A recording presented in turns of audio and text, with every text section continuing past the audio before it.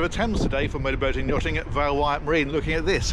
It's a Haines 320. Now this is a quintessential British river cruiser. It's absolutely ideal for areas like this, and I'm going to give you a look around this one and tell you what it's all about. Starting on the outside, now this is a 2008 example, it's a fairly late one. These are all single engine, and I'll give you a quick look underneath because it's quite interesting how they've done this. What they've done is they've encapsulated the prop shaft and brought the keel down underneath the propeller, so it protects it really well. If ever to touch the ground or there was some debris in the water, that helps to sweep it past the prop and protect it. And then you've got a big rudder on the back of there, of course, which gives you plenty of steering at low speed. And another thing worth pointing out while we're under here is an optional extra, but this one has a stern thruster. There is a bow thruster as well on this one, and that helps to actually physically push the boat sideways. So when you're docking, that makes life much easier. Now these were designed by Andrew Wolstenholme, who designs a lot of boats of this type. Now another thing worth mentioning while we're on the outside is the hull colour. They did two options. You had the plain white, or you had this traditional navy blue, which looks very smart, I think. Let's head on up. I'll show you what she looks like inside. Now she's an aft cabin configuration. You can see just here that the deck goes up slightly onto a deck at the back of the boat, and that gives you cabin accommodation the full length of the boat. So it is very spacious inside. But we'll start on this aft deck, because this is where you drive the boat from. You've got seating here, a couple of bucket seats, and then a bench seat across the back. One option worth looking out for is that on the Norfolk Broads, a lot of these had folding windscreens. This one doesn't. It's on the Thames, it doesn't need it. But the Norfolk Broads boats often had a facility where you could drop this screen down to lower the air draft to get under some of the low bridges that they had up there. Let's head on down inside and I'll show you the full layout on this one. So as I mentioned, it's an aft cabin boat, and so therefore you have these steps down to get into the cabin. If you can hear a slight noise in the background, it's a central heating. It's a very cold day today, but it's nice and toasty warm in here. So this is your saloon area. You've got seating all the way around. There's no internal helm position. It's driven from the aft deck, and that really frees up a load of space in here. And of course, because you have the canopies over the aft deck, that makes that pretty weatherproof in any case.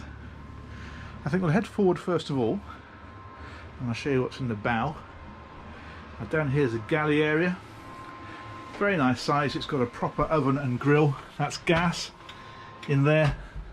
And then there's a hob with 3 burners just there. Fridges underneath it and twin sinks across here.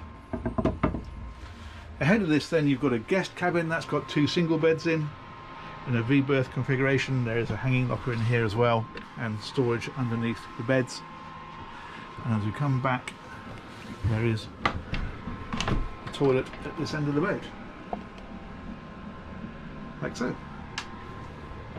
Let's go back a little bit further and I'll show you the aft cabin. Now this is what I mean by an aft cabin configuration. So the deck is up there on this boat rather than being straight out, and what that does is it creates enough headroom that you can get a really nice cabin down under that deck, and here it is.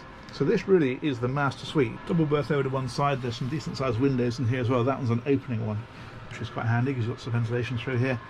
And then you've got your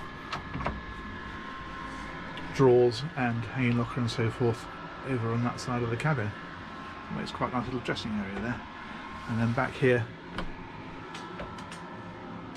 is the ensuite to this cabin. And again, decent sized opening window.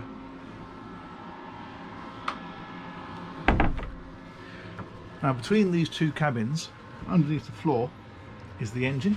That's accessed through this hatch here. Haines fitted nanny engines to this, either a 60 horsepower or an 85 or 115. The 60 was by far the most popular.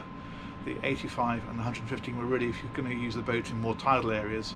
And because it's displacement hull, top speeds are pretty similar. You'll get 8 knots out of the smaller engine, maybe 9 to 9.5 out of the 2 larger ones.